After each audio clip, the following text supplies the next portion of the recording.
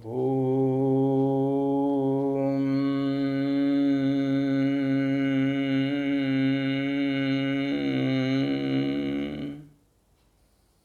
ओम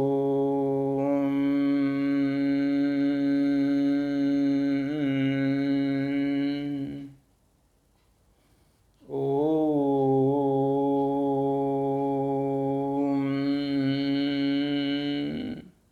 शांति शांति शांति।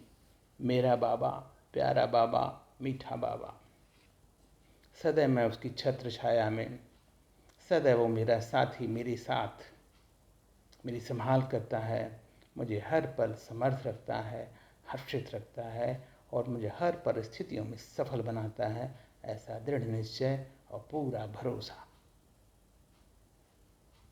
आज एक प्रश्न है या फिर टॉपिक जिसको बोलेंगे, कर्मों का फल कब और कैसे। जो हमें कर्मों का फल मिलता है कब और किस प्रकार मिलता है। जब तक जीवन है मानव कर्म करना ही है, ऐसे तो बच नहीं सकता। जब तक जीवन है हर एक इंसान को कर्म करना ही है।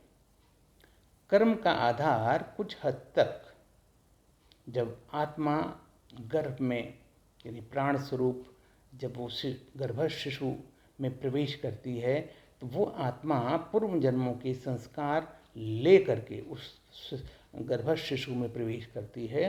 तो कुछ हद तक जो संस्कार आत्मा ने लेकर उसमें प्रवेश किया है वो संस्कार का असर पड़ता है। जन्म के बाद परिवार में रह करके वहाँ के संस्कार, संग दोष, स्कूल आदि या फिर आसपास के वायुमंडल के अनुसार अच्छे या बुरम कर्म करने की बुनियाद हो जाती है, पड़ जाती है। उसी के अनुसार उसका जीवन वही उसी के अनुरूप कर्म करने लगता है जिस माहौल में उसकी परवरिश हुई है। फिर बाद में भी जीवन की कुछ परिस्थितियां हैं या परिवर्तन भी कर्मों की राह बदलने का कारण बन जाते हैं। क्यों? कि उसे निश्चय नहीं है, ज्ञान नहीं है। अब प्रश्न यह है कि अच्छे बुरे कर्मों की परख है या जो मन में आया कर लिया वही अच्छा है, जो अच्छा लगा लिया कर लिया, उसके बारे में सोचा नहीं। ये जो मैं कर्म करने जा रहा हूँ इसका परिणाम क्या होगा, क्या यह हर दृष्टिकोण से श्रेष्ठ कर्म है, ये नहीं सोचता आदमी।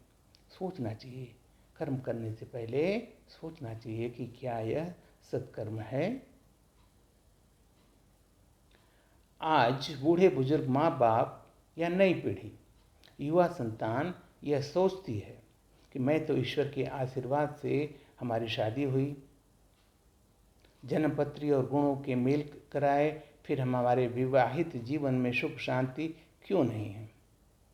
पूरा विधि विधान से शादी कराते हैं हिंदू धर्म में, फिर यह पति पत्नी के बीच या फिर उस परिवार के बीच में सुख शांति क्यों नहीं है।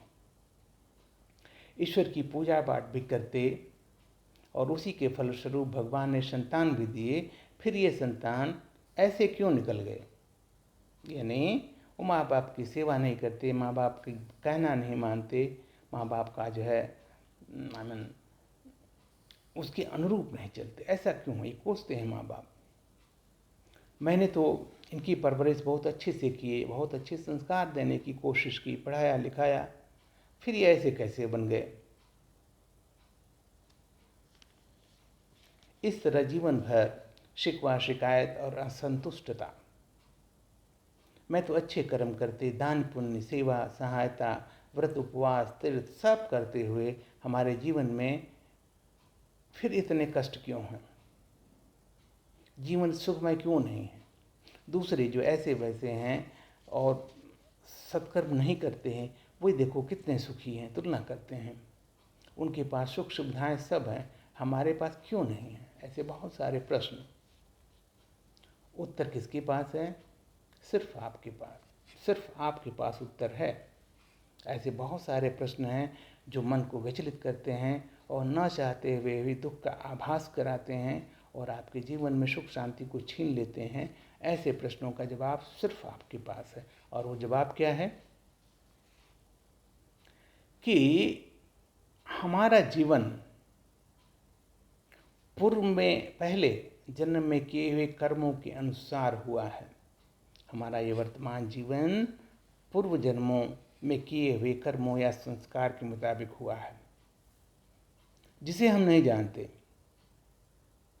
इसलिए एक सिद्धांत बना लें, जो हुआ अच्छा हुआ, जो हो रहा है अच्छा हो रहा है, और जो होगा वो अच्छा ही होगा। इस प्रकार आप जो है एक मंत्र समझ लें इसको, और हमेशा खुश रहें, संतुष्ट रहें, अच्छे कर्म करते रहें, चाहे कितनी भी विपरीत परिस्थितियां आती हैं। सद्मार्ग सत्कर्म न छोड़ें, ईर्ष्या द्वेष विकारी कर्मों से बचें, सत्संग करें, सच्चा संग, ऐसे ढोंग वाला नहीं, दिखावा वाला नहीं। सत्कर्म देखें कहाँ हो रहा है, वहाँ पर अपना जीवन अपना समय दें, क्योंकि अभी किए जो कर्म हैं आपके अगले जीवन की रूपरेखा यानी प्रारब्ध बना रहे हैं। इन्हीं के अनुसार आपका अगला जन्म होना निश्चित है, अभी जो कर्म कर रहे हैं उसी के फलस्वरूप। तो इसे अभी से श्रेष्ठ सुंदर बना लें, जिससे फिर पश्चाताप ना हो।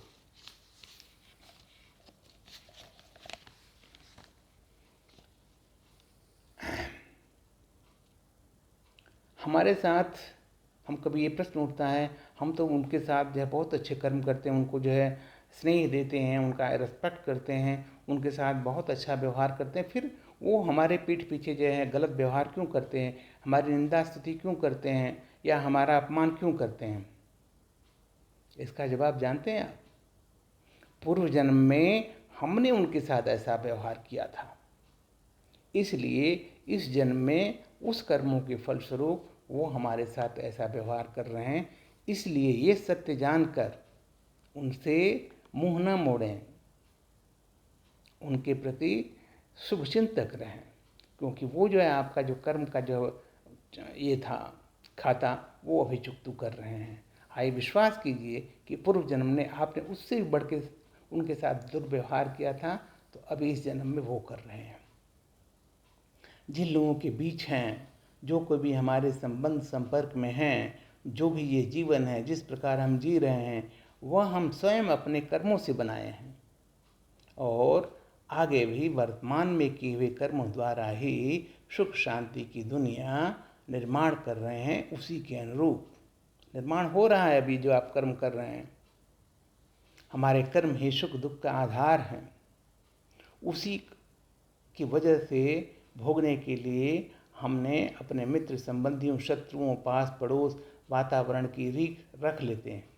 एक कहावत है, भीष्म पितामह जब तीरों की सैया पर लेटे हुए थे तो वासुदेव से प्रश्न किए, हे वासुदेव, मैंने तो अपने जीवन में कोई भी ऐसा गलत कार्य नहीं किया, नीति के साथ रहा हूँ, बिल्कुल सत्कर्म किए हैं, फिर मुझे ऐसी क्यों सजा? वासुदेव ने मुस्कुराते हुए कहा था, पितामह, आप अपने इस जीवन के बारे में जानते हो, अपने पूर्व जन्मों के बारे में नहीं जानते हो। तो उन्होंने उनके इस जीवन के पिछले 7वें जन्म की बात बताई। मछली का उन्होंने जो है ना कोई हत्या किया था, तो मछली के जितने कांटे हैं वो कांटे के फलस्वरूप वो तीर से वापस हुए हैं। तो कर्मों की गुह्य गति वही है, पुराने कर्म पूर्व जन्म में किए हुए कर्मों का फल हमें इस जीवन में जीना पड़ता है, भोगना पड़ता है। तो जब हमने ऐसे कर्म किए हैं तो फिर उसमें दुख का है कि उसमें खुश रहिए, खुश होकर के उसको भोग कीजिए। तो प्रश्न ये है आज की उठता है कि हम पहले किए गए कर्मों के फलस्वरूप होने वाले दुखों से छूटें कैसे? प्रश्न है ये, उपाय क्या है भाई? तथा वर्तमान काल में भी कैसे कर्म करें कि आगे चलकर ये दुख का कारण न बने? एक मूल मंत्र, भगवान वाच यानी परमात्मा स्वयं कहते हैं, श्रीमत के अनुसार सदैव श्रेष्ठ कर्म करें। श्रीमत यानी परमात्मा के द्वारा दिए गए संविधान के मुताबिक, उसकी गाइडलाइन के मुताबिक, उसकी फरमान के मुताबिक सत्कर्म करें, श्रेष्ठ कर्म करें। कभी भी मन मत यानी अपना मन की बात को, जब हम अभी श्रेष्ठ कर्म करते हैं तो हमारा मन तुरंत बोलता, अरे ये ऐसा क्यों, ऐसा कर लेते हैं। नो, ये मन मत कहा जाता है। अपने जो मन की बात जब उसमें श्रीमत में आप जब मिक्स कर देते हैं तो वह श्रेष्ठ कर्म नहीं होगा, वो विकर्म होगा। और दूसरा है परमत, हमारे जिसको संबंधी है, साथी हैं, शुभचिंतक हैं, उन्होंने कोई विचारे आप ऐसा क्यों कर रहे हो, ऐसा कर लो, नहीं।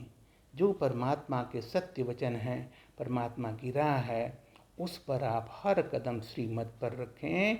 आपका जीवन में जो वर्तमान जो है कष्ट हैं, तकलीफ़ हैं, जो हमें पूर्व जन्मों से मिले हैं, उनमें कमी आएगी और आपका जो अगला जीवन श्रेष्ठ बनने का बिल्कुल आधार हो जाएगा, गारंटी हो जाएगी। ऐसा परमात्मा का स्वयं ये सत्य वचन है। इसलिए हमेशा श्रीमत पर चलें। श्रीमत कैसा है, आजकल जो है शास्त्रों में है शास्त्र मत या फिर जो है गुरु मत, ये भी इसमें भी न्यूनताएं हैं। ये हर दृष्टिकोण से श्रेष्ठ नहीं है, भिन्नता है, भ्रम है। इसलिए इन सब चीज़ों से दूर आप परमात्मा, जो डायरेक्ट परमात्मा जो है हमें मत दे रहा है, हमारी पालना करके हमें जो है वो एक श्रेष्ठ कर्म करने का जो है मार्ग बता रहा है, उस पर करें। ब्रह्मा कुमारी के लोग इसी कर्मों पे चलते हैं। आपको देखना कभी भी ब्रह्मा कुमारी के जो है चेहरे पर हमेशा एक चमक रहती है, मुस्कान रहती है, संतुष्टता रहती है, क्योंकि वो जानते हैं कि वो डायरेक्ट परमात्मा की छत्र छाया में हैं, परमात्मा की दृष्टि के सम्मुख हैं, परमात्मा उनका पिता है। इसलिए परमात्मा उससे हमेशा समर्थ रखता है, खुश रखता है, क्योंकि वे उन्हीं परमात्मा के दिखाए हुए राह पर चलते हैं, जिससे सद्गति मिलती है और हमारे 21 जन्म सुधर जाते हैं, सुख शांति से भरपूर होने की गारंटी मिल जाती है। ओम शांति। ऐसा कीजिएगा, विश्वास कीजिए, ये बिल्कुल 100% सत्य भगवान के वचन हैं। इसी पर आपको चलने से सुख शांति समृद्धि मिलेगी। ओम शांति।